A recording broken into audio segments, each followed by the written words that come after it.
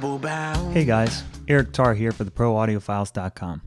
In this video, I'll be discussing how to use the maximizer to bring up a mix to mastered level.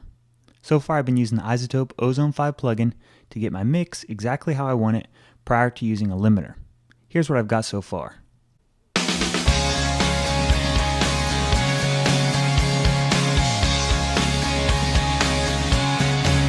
Trouble bound, we hit the town. I'll never forget that sound. In this video, I'll be demonstrating the maximizer section of the plugin and discussing some of the basics of loudness. I'll go ahead and switch on the module here. To begin with, I'll be focusing on the limiter section of the module, and then in my next video, I'll move on and discuss dithering. Now, one of the most well-known aspects of mastering is that it's used to bring up the overall level or loudness of a track so that it can be played side by side with another song you might hear on the radio, on CD, or even download to your computer. This is done primarily by controlling the dynamics of your track. Now, I've already done some of this kind of processing using a compressor earlier on in my signal chain. Now, here at the end of my mastering signal chain, I'm going to be using a limiter to really bring up the level, but make sure I'm never clipping the signal at any point in time. The limiter inside of Ozone is one of the best that's out there. It has many different advanced algorithms to pick and choose from, and also a lot of different controls to make it very versatile. However, one of the things to know about it is this module in particular can be very CPU intensive. So if you've got a session like mine where you're mixing with all these different kinds of plugins, going into Ozone with all these other modules going, it can actually cause problems for your CPU and playback to stop inside of your DAW. Now you can check this, at least in Pro Tools, by going up here to your System Usage tab, seeing how your CPU is doing. Right now I'm running at basically 80% of my maximum CPU processing power. This can be an issue as I start adding in more of these advanced algorithms and doing things like adding in transient recovery and that kind of stuff. Now what you can do to get around this is actually to print your audio tracks and then make all these other ones inactive. And that's what I've done to save time. I've already got it set up and printed it for you. But what I've done here is basically gone into these tracks, selected them. Instead of going to my main output here, I'm going to bus them over to something I call mix. All right, send them over to mix, and I've got the printed mix track right here. If I switch over to my timeline, all you have to do is basically make it record armed, and then print all these tracks with all the processing, including what's taking place on this master fader here with Ozone, all the modules up to the maximizer. I've printed all this processing and all the audio onto these two tracks right here. Then it's just a matter of going in, selecting all these right here, shift option clicking, making them all inactive. You'll watch what happens to my CPU. Now it goes down to close to 0%. All right. Next, once I've already got the audio printed for you, you can see right here, I'm just going to go in and turn on my Ozone plugin here, just the maximizer on my audio track. Now all my CPU can be devoted to processing the audio using the limiter in the master at the maximizer stage here. Let's get into some of the controls now of the plugin. To begin with, how you control the main output level is going to be set by the margin here. Now, right now it's at 0. That means 0 dB full scale. That means it's basically the loudest possible signal is what you're saying your limiter is going to possibly go up to, the loudest possible signal that can go through your digital to audio converter. Now, one of the things you have to worry about is what's called inter-sample detection, where it might cause the samples inside of your DAW to not go above a particular level, but then your digital to audio converter might actually try and create an analog signal that goes above that level, which can be a problem. So what I usually like to do is bring it down a little bit. You might be thinking, oh, you're actually bringing down the output level of the signal. Well, you can always make this up by using the threshold of the limiter to make sure that the overall signal is loud or perceived to be loud, but the peak is low enough so that it doesn't cause any digital to audio, digital to analog clipping. All right, so let's play it back and get into some of this.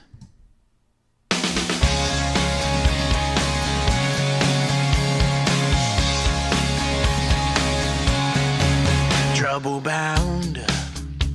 Now looking over here at the meters, you can see that there are two things that you're watching.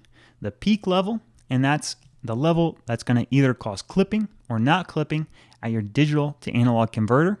And then the RMS level that's what's going to be more of the perceived level of loudness by the listener. So what you want is your peak level to be low enough that it's not causing any clipping, but your RMS level to be loud enough that it's right at the level of other comparable kinds of songs in this style of music. So for pop, rock, this country style, I'm going to be shooting for somewhere between -10 RMS up to about -8 for the loudest parts. Some people will go even beyond that. We are really squashing the track, bringing it up, but I want my track to breathe a little bit, so somewhere between around -9 is basically what I'm shooting for. The way that you can do that is by varying the threshold right here. All right, I'll bring it down and then show you how you can bring it up. Bring up the level of the track by bringing down the threshold.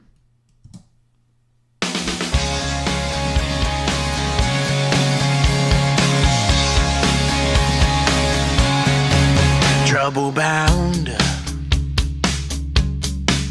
we hit the town. So now the difference of my output is I've already brought up the RMS by about 5 dB. It was hovering around -15 here, and the input was at -20. So I'm actually going to switch over to the most advanced algorithm in here, the IRC3. I think this one is one of the best sounding, the most advanced one that they've got in their plugin. Then I'm going to bring it up the level of my signal so it's somewhere around -9.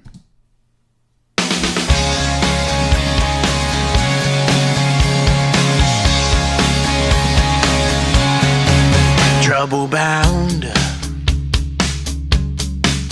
we hit the town. I'll never forget. Now you're going to have to watch because my voice isn't actually going through the maximizer, so the levels are going to be a lot different now between the maximizer and what you're hearing in my voice.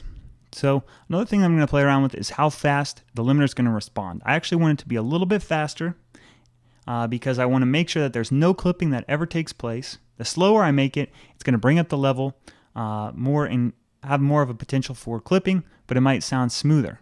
But what I'm going to do, I know I'm using a fast limiter, is I'm going to use some of this transient recovery.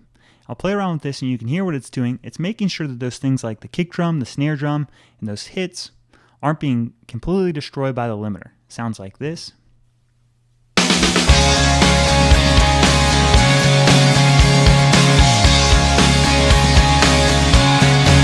Trouble bound, we hit the town. I'll never forget that sound. Tonight Now to my ears, 75 sounded just about right for this transient recovery. It meant that everything still sounded natural, but made sure that my drums and everything were still very punchy. The last thing to add in here is a stereo link. That's to make sure that my stereo field doesn't get thrown off by using a limiter where one side gets compressed independent of the other one. And that's all there really is to it. As I've showed you in other videos, you can do things like automate some of these parameters to make it fit better with the different parts of the song. So if you were going to be very detailed, you could do that for different parts of the things like the verse and the chorus so that your RMS level is still somewhere hovering around -10 to -8. And that's right the level that you really want to watch for your track to be comparable to other songs you might hear on the radio. And that's all there really is to using the maximizer, at least the limiter section of the maximizer. In my next video, I'm going to move on to dithering. I'll discuss how you can use it to prepare your mix for 16-bit for a CD master. So stay tuned for that.